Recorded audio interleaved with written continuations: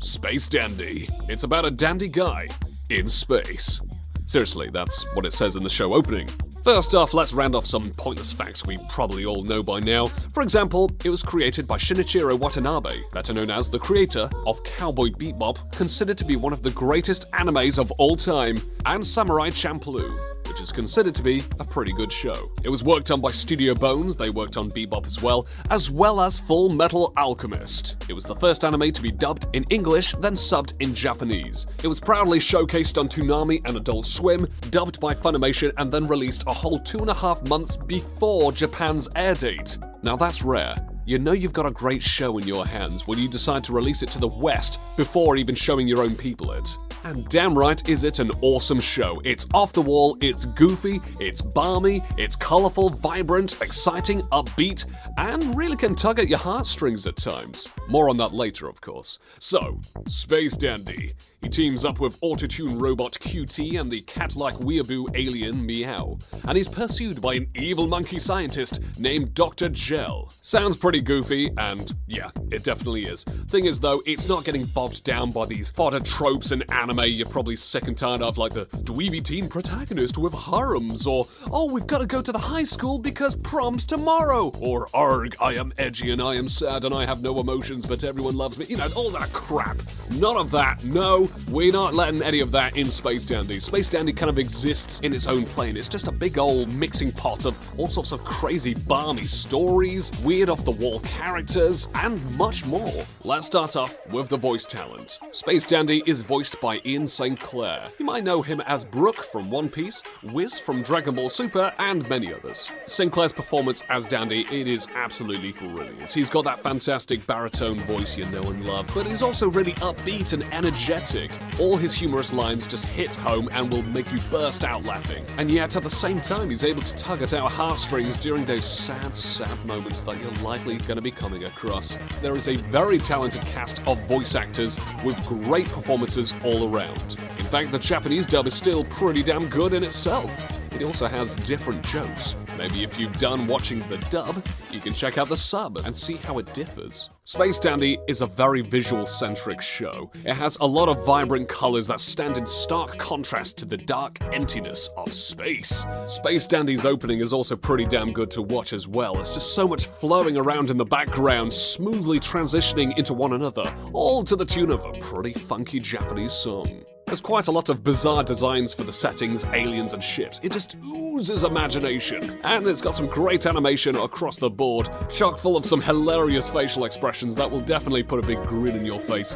Admittedly, it can get a bit choppy at times, but it doesn't really degrade the overall product. Some episodes take completely different twists and turns visually, from predominantly smeared sketches with a lack of color to some very wiggly animations with bright colors clashing against one another, as if the outlines of the characters are trying to gain sentience and gotta punch its way out.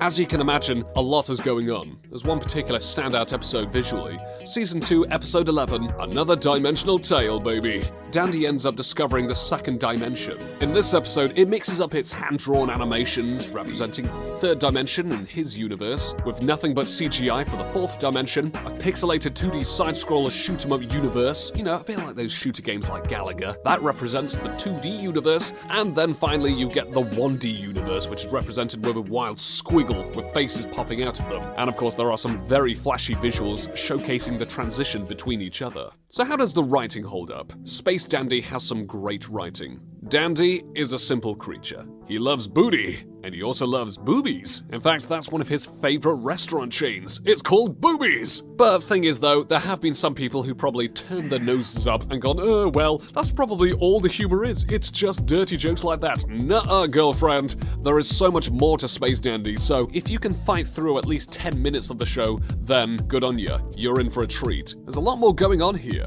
For example, it gets pretty surreal with its humor at times. For example, Dandy argues with a calendar. QT falls in love with a coffee machine. It's pretty easy going at times. I mean, Dandy's philosophy is kind of just to go with the flow and respect the booty. Even during some tense situations when, for example, he's trying to figure out who is the real Dandy. Is it me or is it the guy who looks like me standing next to me? And so he comes to the conclusion, who cares, baby? Classic Dandy right there.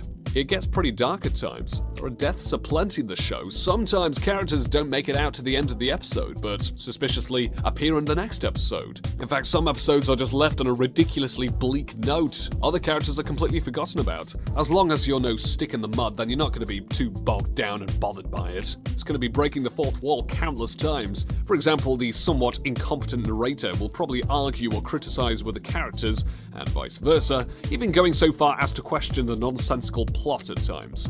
It does touch on some emotional points. Space Dandy is nothing without its emotional moments. It feels like genuine character development rather than a ham-fisted afterthought, and actually adds a new dimension to the show. In fact, sometimes it drops a bit of commentary. For example, the Groundhog Day episode. It reflects on the repetitive grind of working class life. Work, family, alcohol, rinse and repeat. Each episode kind of exists in its own little realm. It's its own little world each time round. There is no major arc storyline happening. In fact, it kind of jumps to it at times here and there, but otherwise, it's really just about the misadventures of a dandy guy flying around with his goofy crew, trying to capture and sell rare aliens in order to survive. And as you can imagine, they're not very good at it. But of course, that drags them into some pretty balmy situations. Sure, some of it comes off as complete nonsense and silliness. And that's fine, good for a laugh. But when you peel back the layers, you'll discover that Space Dandy has quite a bit of depth to it. And if you're after a bit of action, you've come to the right place. Okay, Dandy can't shoot to save his life. In fact, he's absolutely useless in a fight most of the time. But there's a lot of gymnastic bravado and slick chase scenes, and some pretty nice dances as well. So, all in all, the humor is all-encompassing, and one more reason that Dandy's a likable guy is because he tends to do the right thing in the end, eventually.